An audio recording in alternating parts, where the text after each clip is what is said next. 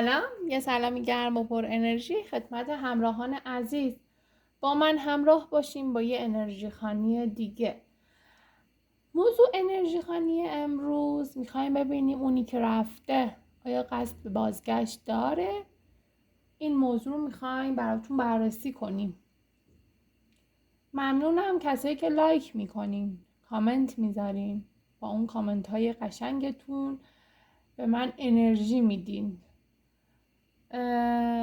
کسی هم که تازه به جمع ما اضافه شدن میتونن با ساب کردن و مشترک شدن از چنل خودتون حمایت کنین. ما قبل از اینکه تفسیر رو شروع کنیم یه پاکسازی انجام بدیم که انرژی های منفی محیط رو فالتون نیفته.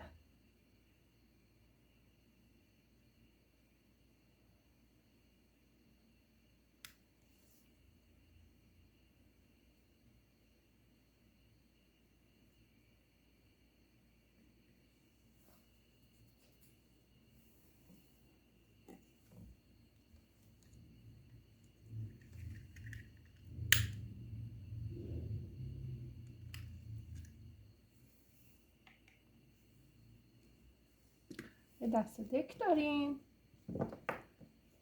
به بور زدن دک توجه کنین تا بتونین انرژی خودتون رو به فعال بدین و انرژیشو دریافت کنین.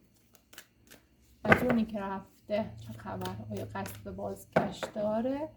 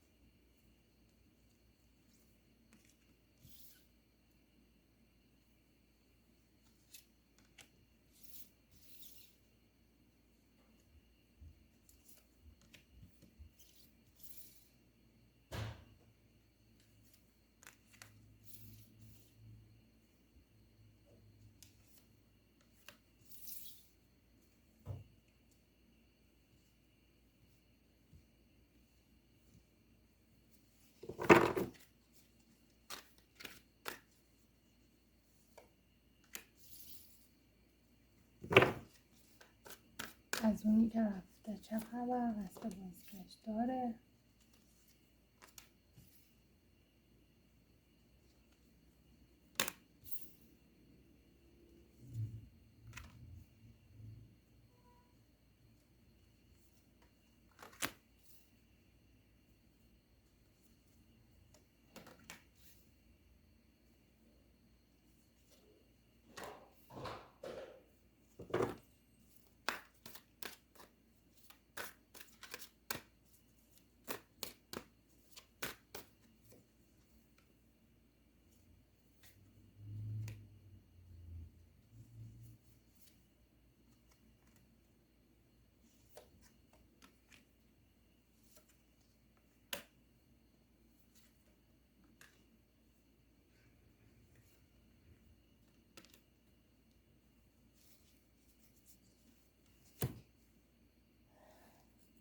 ببین از اونی که رفته میخوایم ببینیم چه خبر.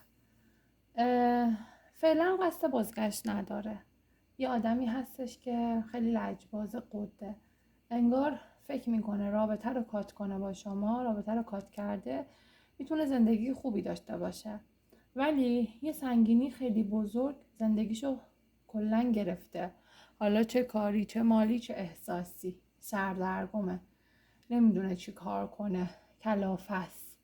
سعی و تلاشش رو میکنه از این وضعیت بیاد بیرون. حس میکنه که مثلا خودش تنهایی میتونه این سنگینی و این ناراحتی رو تو زندگیش برطرف کنه.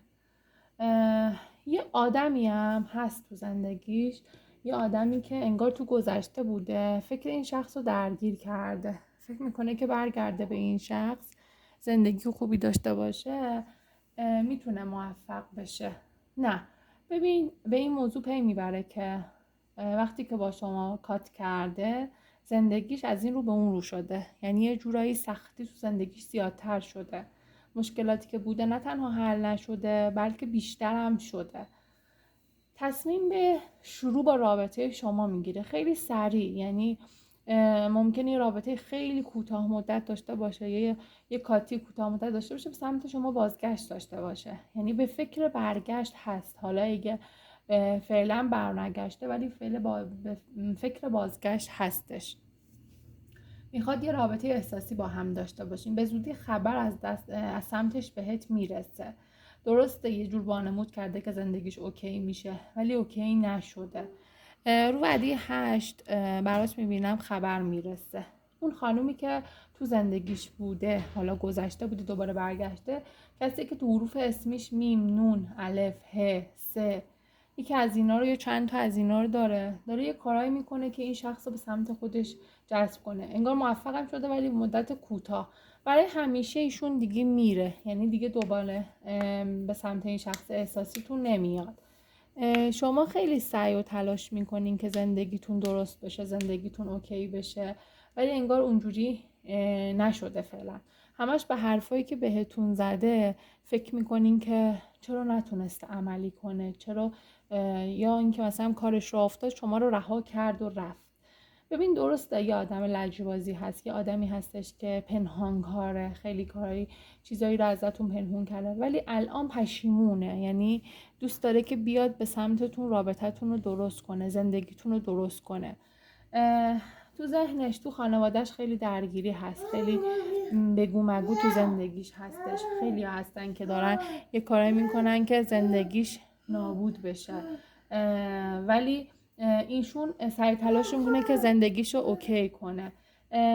چیزی نصب کردیم بدین بیرون، زندگیتون به تعادل میرسه، رابطتون.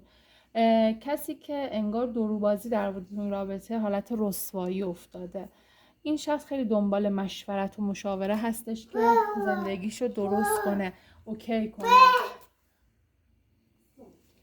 خب ببین اونی که رفته یه سری فکر و خیالا داشته، یعنی میدونست، فکر میکرده که با این فکر و خیالا میتونه زندگیشو نجات بده. یه آدمی بوده خیلی پول دوست بوده این شخص احساسیتون، ولی داره به دیدار شما فکر میکنه، دوست داره که رابطه رو با شما اوکی کنه، رابطه رو با شما کانکت کنه. یه خانم گربه صفت همش صد راهش میشه، نمیذاره، ولی ایشون یه جورایی پا رو غرورش میذاره، پا رو اون خانومه میذاره، میاد سمتت. این شخص خیلی مشکلات تو زندگیش بوده، همش یه راهی پیدا میکنه که مشکلات رو حل کنه. انقدر مشکلات اذیتش کرده فکر کرده که مثلا با شما هم کات کنه رابطهش اوکی میشه، ولی نگران نباش، حالا رفته فاصله گرفته ازت، میخواد بیاد حامیت بشه، میخواد بیاد چی، ببین اونی که رفته میخواد بیاد چی، حامیت بشه، پشتیبانیت کنه، رابطت رو اوکی کنه. ولی یه آدمی هست که همه شخصیت عوض میکنه. الان دنبال مشورت، دنبال مشاوره هست، اونجور که میخواد رابطهشو با شما شروع کنه، یه رابطه خوب با هم داشته باشین. نگران نباش، من میبینم زندگی جفت جور میشه، زندگی به تعادل میرسه، اوکی هست. درسته قلبت شکسته، استرس داری، تپش قلب داری، نمیدونی چی کار کنی، از این انتظار، از این چه کنم چرا میای بیرون. یه جورایی چارچوب زندگی دوباره رابطت، آرامش و امنیت برمیگرده. نباید از روی ساده بودن یه سری تصمیمات بگیری که به ضررت بشه. من میبینم رفاه هست تو رابطت، آرامش میرسی، ایشون دوست داره، حسش خوبه، عشق، علاقه است.